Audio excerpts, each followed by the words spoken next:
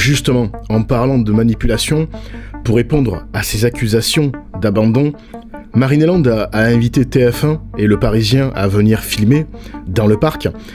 Évidemment, les caméras ne montrent que ce que le parc veut bien montrer, et à force de vouloir tout justifier, le parc finit par se contredire. Jusqu'alors, en fait, nous, on faisait attention, effectivement, à garder les bassins propres pour une raison purement esthétique.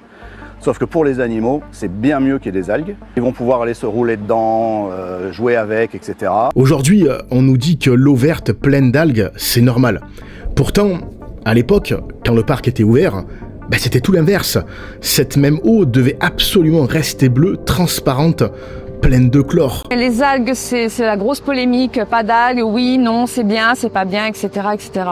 Bon, on a tendance à dire que oui, des algues, c'est quand même plus naturel. On est proche de leur milieu naturel, oui. Ça se rapproche de leur milieu naturel. C'est d'ailleurs l'argument désormais que sert Marineland. Oui, mais c'est pas ce qu'il disait. C'est pas ce qu'il disait, c'est pas ce qu'il faisait, surtout. Oui, voilà. Pendant plus de 50 ans. Pendant plus de 50 ans, il n'y avait pas d'algues, c'était bleu parce qu'on favorisait le public, l'esthétisme, la visibilité sur les animaux. C'est-à-dire qu'on préférait chlorer la figure des animaux pour avoir des beaux bassins bleus transparents. Et désormais, comme il n'y a plus de public, on considère que c'est mieux qu'il y ait des algues, etc.